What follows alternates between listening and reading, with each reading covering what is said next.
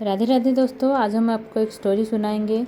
बहुत अच्छा स्टोरी है, इमोशनल स्टोरी है। इसको ज़रूर सुनेगा और लास्ट तक सुनेगा। स्टोरी का नाम है कुछ पल का प्यार। चलिए शुरू करते हैं। शहर की हलचल से दूर हिमाचल की एक शांत वादियों में बसा था एक छोटा सा गांव, मलाना।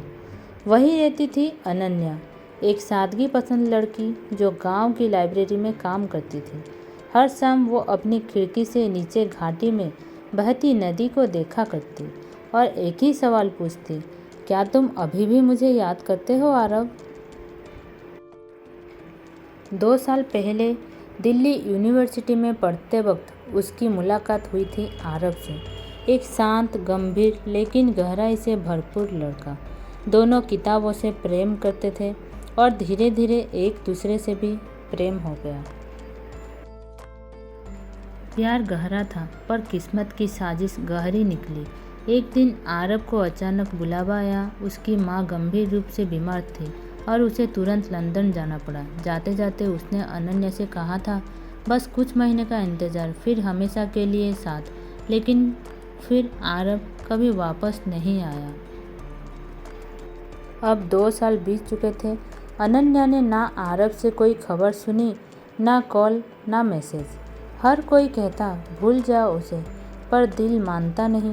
उसी उधड़बुन में एक रात उसे एक अनजान नंबर से कॉल आया।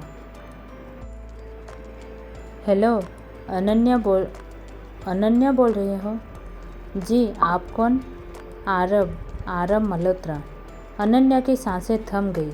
आवाज़ वही थी, उसकी धड़कनों जैसी। पर सवाल उठे, इतने साल बाद क्यों अब? आरव बोला, मैं कल आ रहा हूँ मलाना, मिलना है तुमसे एक आखिरी बार। आखिरी बार? उस रात अनन्या सो नहीं पाई। क्या वो अब शादीशुदा है? क्या उसे छोड़ने का अफसोस है या फिर कोई राज है?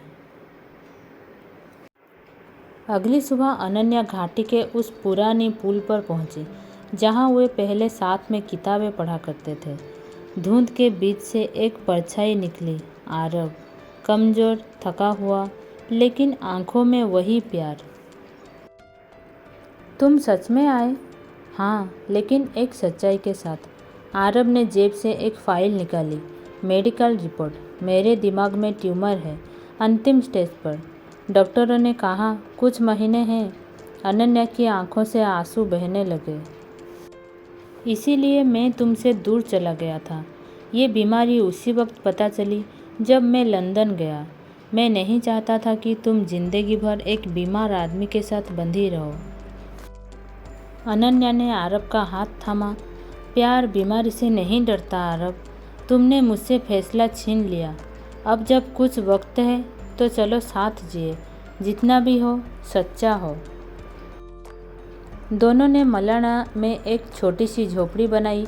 दिन किताबों के साथ, रातें एक दूसरे की बातों में गुजरने लगी। 6 महीने बाद एक सुबह अनन्या उठी और पाया कि आरव अब चुप था, हमेशा के लिए। उसने उसे उसी पुल के पास दफनाया जहाँ से कहानी शुरू हुई थी। लेकिन हर शाम खिड़की से घाटी की ओर देखते हुए वो अब भी मुस्कुराती है, क्योंकि वो जानती है प्यार चाहे कुछ पल का हो, अगर सच्चा हो तो उम्र भर का बन जाता है। आखिरी कॉल, कभी कभी अंतिम बातें भी सबसे खूबसूरत होती है। अगर आपको ये कहानी अच्छी लगे तो लाइक कमेंट करिएगा। राधे राधे।